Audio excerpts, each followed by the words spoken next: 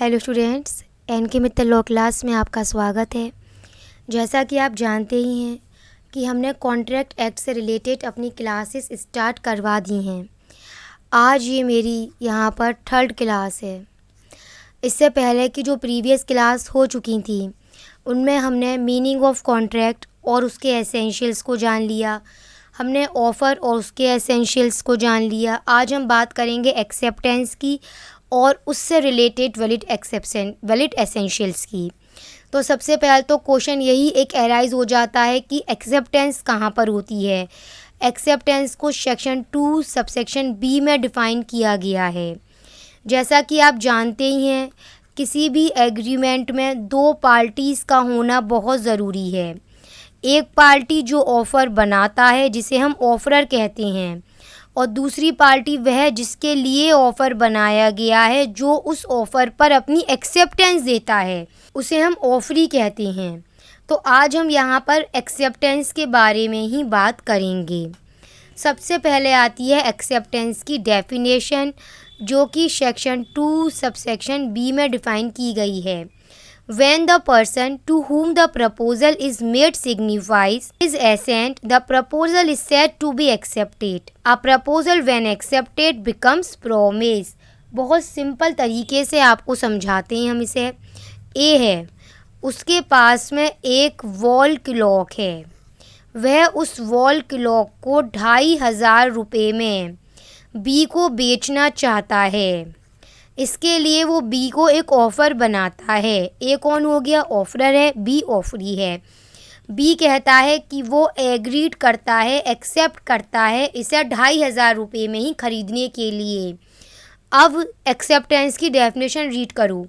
When the person to whom the proposal is made, जब वह व्यक्ति जिसके लिए प्रपोज़ल बनाया गया है। एग्जाम्पल में प्रपोज़ल किसके लिए बनाया गया था? बी के लिए बनाया गया है। और वह बी जब अपनी सहमति दे देता है तो ऐसा माना जाता है कि यह जो प्रपोज़ल ए ने बनाया था वो एक्सेप्टेड हो चुका है। और कोई भी प्रपोज़ल जब एक्सेप्टेड हो जाता है तो वह क्या बन जाता है? वह प्रॉमिस बन जाता है। ये बात आपको ध्यान रखनी होगी। अब हम बात करेंगे कि किसी भी एसेंशियल्स क्या होंगे किसी वैलिड एक्सेप्टेंस के। Must be communicate, only offeree, accept, mere silence, may not regarded as an acceptance, may be implied, absolute and unqualified, prescribed and usual manner, given before the lapse of offer। ये सभी उसके essentials हैं जो हमको अच्छी तरह समझने होंगे, क्लियरिफाई हम अब करवाएंगे। सबसे पहला एसेंशियल, मोस्ट इम्पॉर्टेंट एसेंशियल है कि एक्सेप्टेंस को कम्युनिकेट होना बहुत ज़रूरी है। मैंने पहले वाले प्रीवियस क्लास में भी बताया था, अब भी बता रही हूँ। कम्युनिकेट का मतलब होता है नॉलेज। भैया, जिस व्यक्ति के लिए ऑफ़र बनाया गया है और जिस व्यक्ति के द्वारा एक्सेप्टेंस दी जा रही है, ज़रूरी यह होगा कि वह एक्सेप्टेंस कम्युनिकेट होनी बहुत ज़रूरी है। एग्ज़ाम्पल समझ लो, ए है, वो एक डीवीडी प्लेयर का ओनर है। ए एक डीवीडी प्लेयर का ओनर है, वह अपना डीवीडी प्लेयर 4000 रुपये में बी को बेचना चाहता है। अब यहाँ पर जब बी उस ऑफ़र को अगर एग्रीड कर रहा है, अगर बी उस ऑफ़र को जो ए ने बनाया है उसे एक्सेप्टेड कर रहा है, तो सबसे ज़रूरी चीज़ यह है कि यह एक्सेप्टेंस कम्युनिकेट होनी चाहिए ए के लिए। भैया, ए को कम से कम इस बात की कम्युनिकेशन, ए को कम से कम इस बात की नॉलेज तो होनी चाहिए कि उसका ऑफ़र एक्सेप्टेड कर लिया गया है। तो ज़रूरी यह होगा कि एक्सेप्टेंस मस्ट बी कम्युनिकेट। एक केस जो इसमें बताया गया है आप समझ लीजिए, B versus Metropolitan Railway Company. बहुत अच्छा केस है, समझाते हैं हम आपको। बी था, उसने एक ड्राफ्ट तैयार करा, बी ने एक ड्राफ्ट तैयार किया जो रिलेट कर रहा था एग्रीमेंट ऑफ कोल सप्लाई से। बी ने इस ड्राफ्ट को जो रेलवे कंपनी के मैनेजर थे उनको भिजवाया। अब रेलवे कंपनी के मैनेजर ने इस ड्राफ्ट को रीड करा उनको ये बहुत अच्छा लगा, उन्होंने तुरंत इसके ऊपर अप्रूव्ड लिख दिया। लेकिन उन्होंने यह करा कि उसे इन्होंने अपने टेबल की जो डोर थी उसमें रख लिया। फैक्ट्स क्लियर हो गए। बी ने एक ड्राफ्ट बनाया एग्रीमेंट ऑफ कोल सप्लाई से रिलेटेड। वो ड्राफ्ट इन्होंने रेलवे कंपनी के मैनेजर को भेजा। मैनेजर ने उस ड्राफ्ट को रीड करा, वह उन्हें बहुत अच्छा लगा, उन्होंने तुरंत उस पर अप्रूव्ड लिख दिया और उसके बाद में उन्होंने उसे अपने टेबल की डोर में संभाल कर रख लिया। उन्होंने कम्युनिकेट ही नहीं करा, इन्होंने उस अपनी एक्सेप्टेंस को बी तक कम्युनिकेट ही नहीं करा, जबकि एक्सेप्टेंस को कम्युनिकेट होना बहुत ज़रूरी है। एक्सेप्टेंस मस्ट बी कम्युनिकेटेड, जो इन्होंने इस केस में नहीं करा। तो यहाँ तो कोई कॉन्टैक्ट अराइज ही नहीं हुआ यहाँ तो, क्योंकि एक्सेप्टेंस कम्युनिकेट ही नहीं हुई है एक बी के लिए। आई थिंक आपको ये केस और ये एसेंशियल क्लियर हो चुका है। नेक्स्ट पॉइंट पे आते हैं। ओनली ऑफरी या उसका ऑथराइज एजेंट ही एक्सेप्ट कर सकता है ऑफ़र। इसका मीनिंग क्या हुआ कि भैया जिसके लिए ऑफ़र बनाया गया है वह ऑफरी कहलाता है, तो एक्सेप्टेंस भी उसी की ओर से आनी ज़रूरी है, कोई अदर पार्टी उसे एक्सेप्ट नहीं कर सकती है। एक एग्ज़ाम्पल हम बताते हैं। ए है, वो बात करता है कि वो अपनी कार 3 लाख रुपए में बी को बेचना चाहता है। अब यहाँ पर एक्सेप्टेंस कौन को देनी चाहिए? ऑफकोर्सली बी को राइट है कि बी अपनी एक्सेप्टेंस ए तक कम्युनिकेट करे, लेकिन इसका उल्टा हुआ। सी, जो यहाँ पर बी का एज अ फ्रेंड है, केवल एक ऑथराइज्ड भी नहीं है, उसने जाकर ए को कम्युनिकेट कर दिया कि हाँ बी एग्रीड होता है, कि हाँ बी एक्सेप्ट करता है आपके इस ऑफ़र को। It is a valid. क्या ये वैलिड होगा? नहीं होगा। क्यों? क्योंकि बी को अथॉरिटी थी कि बी यहाँ पर डायरेक्टली ए से कम्युनिकेट करता अपनी एक्सेप्टेंस को। हमने इसी पॉइंट को यहाँ बताया था, केवल ऑफरी ही या उसका ऑथराइज एजेंट ही उस ऑफ़र को एक्सेप्ट कर सकते हैं, अदर पर्सन नहीं कर सकता है। और इस केस में ना तो यहाँ पर सी ऑथराइज था और ऑथराइज़ किया ही नहीं गया था, और ऑफ़र भी उसके लिए नहीं बनाया गया था, ऑफ़र ही बी के लिए बनाया गया था, इसलिए यहाँ पर ये एक्सेप्टेंस वैलिड नहीं मानी जाएगी। इससे रिगार्डिंग एक केस है वॉल्टन वर्सेस जॉनसन का। बहुत सिंपल समझ लेना, इसमें 3 लोग थे, एक तो वॉल्टन हो गया, एक जॉनसन हो गया, एक तीसरा और था इसमें इंसान जिसका नाम था ब्रोकलहस्ट। ब्रोकलहस्ट नाम था इसका। ब्रोकलहस्ट के द्वारा बिजनेस किया जाता था। ये अपनी बिजनेस की डीलिंग किया करता था। किन के संग बिजनेस डीलिंग किया करता था? ये बिजनेस की डीलिंग जोन्स के संग किया करता था। ब्रोकलहस्ट था जिसकी अपनी बिजनेस डीलिंग जोन्स के संग हुआ करती थी। आगे जाकर ब्रोकलहस्ट ने अपने इस बिजनेस को सेल कर दिया, लेकिन यह जो जोन्स था यह इस बारे में अवेयर नहीं था, ये नॉट अवेयर है, ये अवेयर नहीं था कि ब्रोकलहस्ट ने अपना बिजनेस बोल्टन को सेल कर दिया है। क्लियर है यहाँ तक? यहाँ पर जॉनसन ने एक ऑर्डर बनाया गुड सप्लाई करने का, यह सोचकर कि वो ब्रोकलहस्ट से कॉन्ट्रैक्ट कर रहा है, जबकि इन रियलिटी अब वो किसके संग कॉन्ट्रैक्ट कर रहा था? बिजनेस का बोल्टन के संग। अब जब इसके पास में माल पहुंच गया, गुड्स पहुंच गए, तो उसके संग में पेमेंट की स्लिप भी आई, पेमेंट रसीद भी आई। इसने साफ मना कर दिया पेमेंट करने से। जॉनसन ने साफ रिफ्यूज़ कर दिया पेमेंट करने से, साफ मना कर दिया कि ये पेमेंट नहीं करेगा। जो बकाया था ब्रोकलहस्ट के संग सेट ऑफ हो चुका था। बोल्टन ने सूट फाइल किया। बोल्टन ने क्या करा? बोल्टन ने एक सूट फाइल किया अगेंस्ट जोन्स, पर यह जीत नहीं सकी। क्यों? क्योंकि यहाँ पर बात बहुत क्लियर हो रही थी कि ऑफ़र तो ब्रोकलहस्ट समझ के बनाया गया था। जोन्स ने जो अपना बिजनेस कॉन्ट्रैक्ट करा था वो ये सोच कर करा था कि वह ब्रोकलहस्ट के संग कर रहा है, ना कि बोल्टन के संग कर रहा है। आई थिंक आपको पॉइंट और केस क्लियर हो चुके हैं। एक इम्पॉर्टेंट पॉइंट यह भी आता है आपके सामने, mere silence may not be regard as an acceptance. कई बार क्वेश्चन में एग्जामिनर यही एक पॉइंट देकर पूछ भी लेते हैं, इसको एक्सप्लेन करिए। आपको पता होना चाहिए, मैंने पहले भी बताया था, acceptance must be communicate. Acceptance communicate होनी चाहिए, कम्युनिकेशन होना चाहिए। लेकिन अगर आप एक्सेप्टेंस के नाम पर कम्युनिकेट ही नहीं कर रहे हैं, आप साइलेंट हो गए हैं, तो उसे एक्सेप्टेंस नहीं माना जाएगा। लीडिंग केस आपको याद रखना है, फेल्ट हाउस वर्सेस विंडले का लीडिंग केस है। केस में क्या था ये समझ लो। इसमें यहाँ फेल्ट हाउस थे और जो फेल्ट हाउस थे उनका एक अपना नेव्यू था, उस नेव्यू के पास में एक हॉर्स था। फेल्ट हाउस ये अंकल थे इस नेव्यू के, वह उस हॉर्स को ख़रीदना चाहते थे। इन्होंने अपने नेव्यू से एक स्टेटमेंट बनाया। क्या स्टेटमेंट बनाया ये समझ लो। इन्होंने अपने नेव्यू से यह स्टेटमेंट बनाया कि अगर आप यह हॉर्स हम आपका ख़रीदना चाहते हैं, अगर आपने कोई रिप्लाई नहीं करा, अगर आप साइलेंस रह गए, तो हम आपकी साइलेंस को भी एक्सेप्टेंस मान लेंगे। यहाँ पर यह जो नेव्यू था, इसने अपने ऑक्शनर विंडले से कहा था कि यह हॉर्स आप मत बेचिएगा, हम इसे अपने अंकल को बेचना चाहते हैं। मतलब कम्युनिकेशन तो हुई, लेकिन अंकल से नहीं करी कम्युनिकेशन। इसने कम्युनिकेट किससे किया? अपने ऑक्शनर से करा। जबकि नियम क्या कहता है? एक्सेप्टेंस कम्युनिकेट होनी चाहिए थी फेल्ट हाउस के लिए, अंकल के लिए। अब यहाँ पर बाय मिस्टेक ऑक्शनर था ये विंडले, इसने बाय मिस्टेक उस हॉर्स को ऑक्शन में बेच दिया। अंकल ने फेल्ट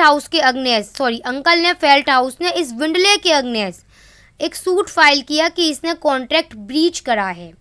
लेकिन रिजल्ट यहाँ पर यह आया, कॉन्ट्रैक्ट तो कोई बना ही नहीं था। क्यों? Mere silence may not be regarded as an acceptance. आप साइलेंस को कभी भी एक एक्सेप्टेंस के रूप में रिगार्ड नहीं कर सकते हैं। Next point, acceptance may be implied. Express तो हम सभी जानते हैं, बाय वर्ड्स या बाय राइटिंग आप कर सकते हैं, पर बाय इम्प्लाइड का मतलब क्या है? Bye performance. सेक्शन 8 से रिलेटिंग है भाई। कॉलिग versus carbolic smoke ball company का केस अभी प्रीवियस क्लास में भी होके चुका था, फिर से बता देते हैं इस केस में क्या फैक्ट्स थे। अब इस एक्सेप्टेंस के रिगार्डिंग इसको समझना जरा। यहाँ पर क्या था, इसमें एक कंपनी थी कॉलिग स्मोक बॉल कंपनी। इस कंपनी ने यह कहा कि इनके द्वारा एक दवाई बनाई गई है और जो कोई भी उस दवाई को विद डायरेक्शन लेगा, जो भी इन्होंने डायरेक्शन दी हैं, तो उस व्यक्ति को वह इन्फ्लुएंजा नामक बीमारी नहीं होगी। और अगर ऐसा हो भी गया तो उन्होंने यहाँ पर एक certain amount as a reward रखा हुआ है। यह ऑफ़र इनका जनरल ऑफ़र था। यहाँ पर जो एक्सेप्टेंस बनाई गई मिसिस कॉलिग के द्वारा बनाई गई, उन्होंने आकर डायरेक्टली एक्सेप्ट नहीं करा। मतलब यह नहीं कहा कि हम एक्सेप्ट करते हैं, बल्कि उन्होंने बाय कंडक्ट, मतलब उन्होंने बाय परफॉर्मेंस, मतलब उन्होंने यह कि जो भी कंडीशन इन्होंने लगाई थी कंपनी ने, जो भी डायरेक्शन कंपनी ने बताई थी उस दवाई को लेते समय, वो सभी डायरेक्शन इन्होंने फुलफ़िल करी। तो इन्होंने जो अपनी एक्सेप्टेंस दी वो एक तरह से कंडीशन को परफॉर्म करके दी थी इन्होंने। तो एक्सेप्टेंस देने का यह भी एक तरीका हो सकता है कि एक्सेप्टेंस इम्प्लाइड भी दी जा सकती है। तो इस बात के बारे में ही यहाँ बताया गया है। और लास्ट में इस केस में हुआ यही था कि मिसिस कॉलिग की जीत हुई थी, क्योंकि यहाँ पर कंपनी को इन्हें रिवॉर्ड मनी देनी पड़ी थी, क्योंकि डायरेक्शंस अपनाने के बाद भी इन्हें वो बीमारी हो गई थी। Acceptance must B absolute and unqualified. Yes, it is a most important. आपको पहले तो रिगार्डिंग सेक्शन हमेशा याद रखना है। इसका सेक्शन 7 है, बहुत सिंपल एग्जाम्पल से क्लियर करेंगे हम। ए है, उसके पास में एक टेबल लैंप है, वो इस टेबल लैंप को 5,000 रुपये में बी को बेचना चाहता है। क्लियर है? ए के पास एक टेबल लैंप है, वो इसे 5,000 रुपये में बी को बेचना चाहता है।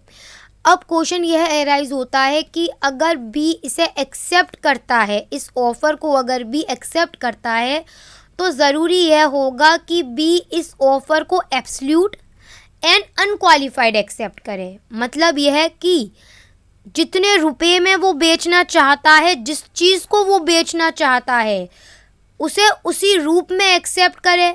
सपोज करो अब बी ने यह कह दिया कि नहीं, मैं इसको 3,500 में ख़रीदूँगा, क्या ये अनक्वालिफाइड रहा? नहीं, अब यह बन गया क्वालिफाइड, क्योंकि यहाँ पर बी की तरफ से कंडीशन लग गई है।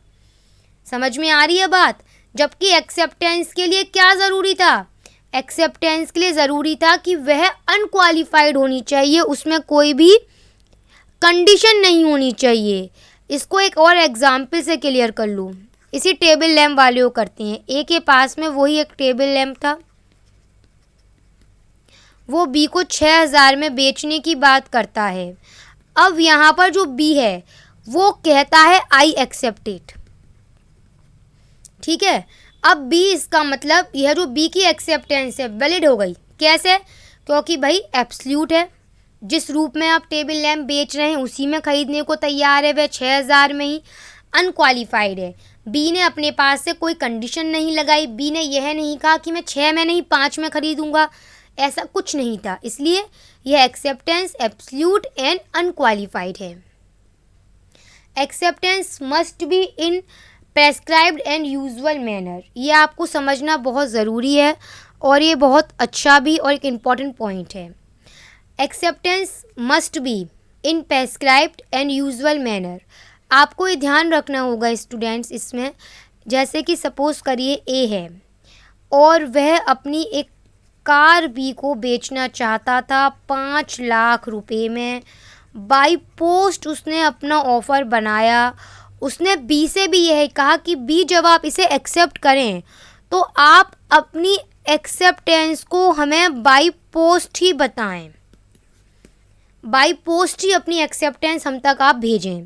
तो यहाँ पर उसने एक्सेप्टेंस का एक मोड जो होता है, एक्सेप्टेंस को उसने प्रेस्क्राइब कर दिया कि तुम्हें इसी फॉर्म में हमें अपनी एक्सेप्टेंस भेजनी है। क्लियर है? जो ठीक है। अब एक और एग्जाम्पल समझ लो, इसके अलग है। अगर उसने ऑफ़र बनाया कार बेचने का वही 5 लाख में, पर उसने कोई भी एक्सेप्टेंस कौन से मैनर में दिया जाए ये नहीं बताया, तो यूजुअल मैनर क्या होगा?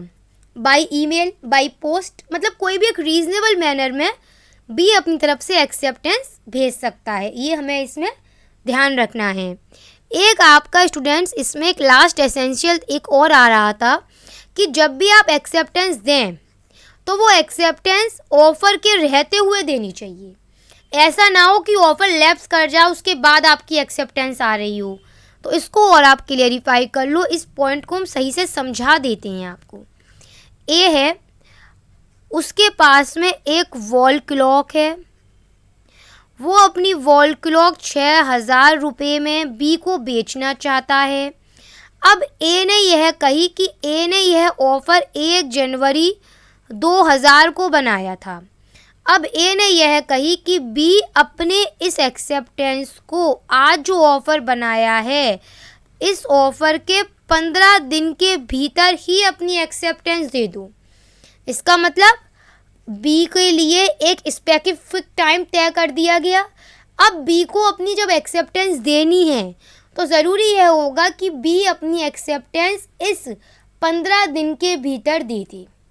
एक टाइम उसके लिए स्पेसिफाई कर दिया गया है। अब एक और एग्जाम्पल समझ लो इसी के रिगार्डिंग। यहाँ पर अगर यहाँ पर कोई टाइम स्पेसिफाई नहीं किया गया है, ए ने अपनी ऑफ़र बनाया 2000 में, कोई टाइम उसने स्पेसिफाई नहीं करा कब तक देनी है, तो यहाँ हम मानेंगे कि बी की एक्सेप्टेंस एक रीज़नेबल टाइम तक आनी चाहिए। रीज़नेबल टाइम क्या होता है? It is a question of fact. ये आपको ध्यान रखना है। और सिंपल समझ लो, अगर ए ने जब 2000 में अपनी ऑफ़र बनाया है और बी 2005 में अपनी एक्सेप्टेंस दे रहा है, आपके अकॉर्डिंग भी क्या रीज़नेबल है? नहीं। तो एक रीज़नेबल टाइम में बी को अपनी एक्सेप्टेंस देनी चाहिए, पर एक्सेप्टेंस तभी दे जानी चाहिए जब तक ऑफ़र है। ऑफ़र के लैप्स होने के बाद उस एक्सेप्टेंस की कोई महत्व नहीं रह जाता है। तो स्टूडेंट्स, आज हमने यहाँ पर एक्सेप्टेंस और उसके रिगार्डिंग जो भी इम्पोर्टेंट एसेंशियल्स थे वो कंप्लीट कर लिए हैं।